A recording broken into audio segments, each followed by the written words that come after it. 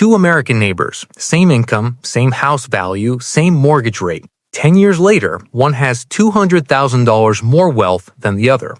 The one who built it never made a single extra mortgage payment, and the bank financing both of them understood exactly why, even if neither homeowner did. Paying off your mortgage early might be the most expensive mistake you ever make, and your bank is hoping you do it. Not because of fees, not because of penalties, but because of what that money could have become instead. And for most Americans, that gap is over $200,000. By the end of this video, you will understand exactly why your mortgage might be the cheapest money you will ever borrow, what the math actually looks like over 30 years, and the single decision that separates Americans quietly building wealth from Americans quietly giving it away. But first, I need to show you something that will make you look at your next mortgage statement completely differently. Let me show you how widespread this pattern actually is. According to a Bankrate survey, 3 in 4 Americans say eliminating debt is their top financial priority. Not building investments, not growing savings, eliminating debt. That instinct feels responsible. It feels mature. And for certain kinds of debt, that absolutely is. But a mortgage is not all debt, and treating every dollar owed the same way is exactly where the math begins to break down. The Federal Reserve's consumer finance data shows millions of American homeowners are sitting on mortgages locked at 3%, 3.5%, even 4%. Rates so low that the money they borrowed is genuinely cheap by any historical standard. The S&P 500 has returned an average of 10.3% annually since 1926, nearly a century of data tracked by NYU Stern. Your mortgage costs 3.5%. The market has historically returned 10.3%. 10.3% working for you, 3.5% working for your lender. The difference is 6.8 percentage points every single year. That gap is silent. It produces no bill. It sends no reminder. But compounded over 30 years, it produces something very specific. And here's what nobody tells you about where that gap actually comes from. So why do smart, financially responsible people keep making this choice? This is called debt aversion, and it runs deeper than most people realize. Behavioral economists Kahneman and Tversky spent decades proving that humans feel the pain of owing money more intensely than they feel the pleasure of owning assets of equal value. A $200,000 mortgage does not feel equivalent to $200,000 in investments, even when the numbers are identical. The debt feels like a threat. The investment feels abstract. So the brain prioritizes eliminating the threat over building the asset. This is not stupidity, this is wiring. For most of human history, debt meant survival risk. That wiring does not disappear because mortgage rates dropped. Here's where it gets worse. Banks and mortgage lenders understand this psychology completely. Here's a number most homeowners have never seen. In the first 5 years of a 30-year mortgage at 4%, approximately 80% of every single payment goes straight to interest, not principal, interest. The bank gets paid first every time. First, your payment barely moves the principal, then you realize that the bank has already locked in its profit. Then you discover that every extra dollar you send them is a dollar that will never compound anywhere else. When homeowners see that 80% figure and panic, accelerating payments to beat the system, they are responding exactly as lenders expect. Because every extra dollar paid down is a dollar that will never compound in the market. The bank locked in its profit the moment you signed. Paying down principal early does not hurt them.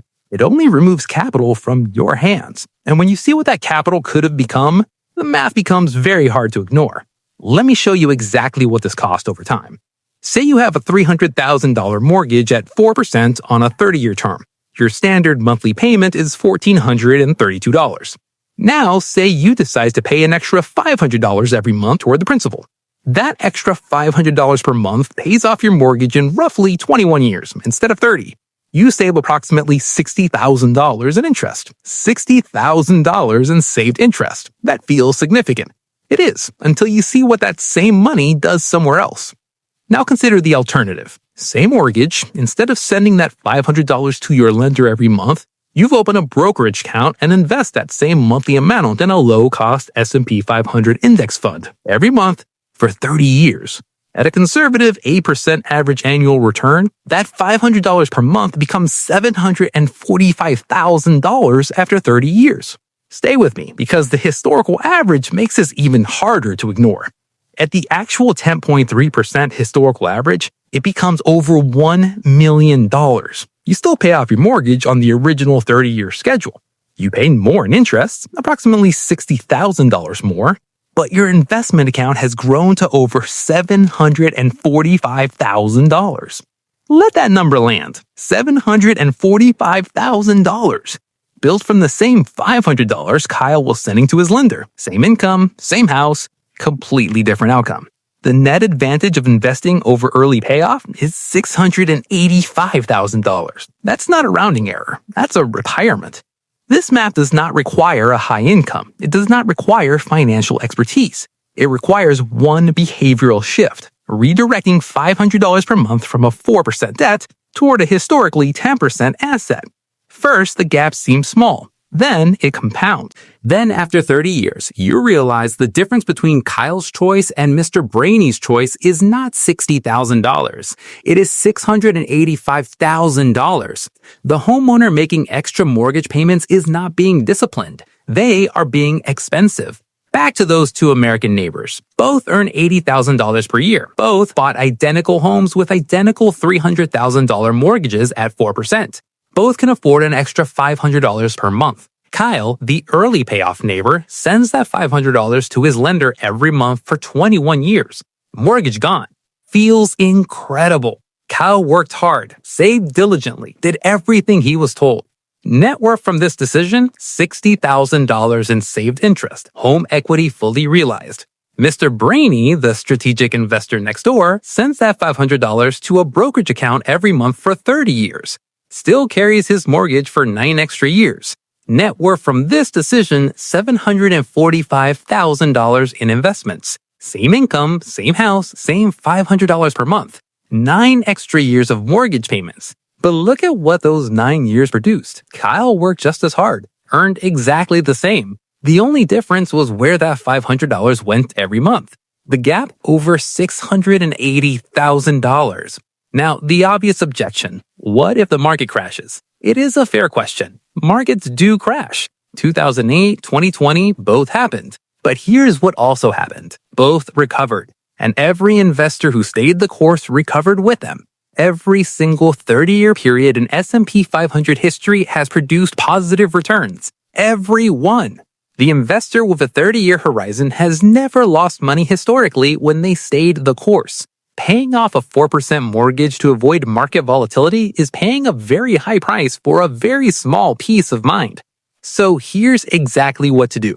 And it's simpler than most people expect. Step 1. Check your mortgage interest rate. If your rate is below 6%, your mortgage is cheap debt. Millions of Americans locked in during 2020 and 2021 are sitting on rates between 2.5% and 4%. If that's you, this decision is clear. Step 2. Before redirecting any extra payment, confirm you're maximizing your 401k match and have 3 months of expenses in savings. Those 2 steps come first, always. Step 3. Redirect extra payment capacity toward a low-cost index fund. Automate it. Do not watch it daily. Let the 30-year math work. And if you're wondering whether this strategy holds up when markets get rough, the data has a very specific answer. Kyle paid off his mortgage in 21 years and fell free. Mr. Brainy carried his mortgage 9 years longer and retired with $685,000 more.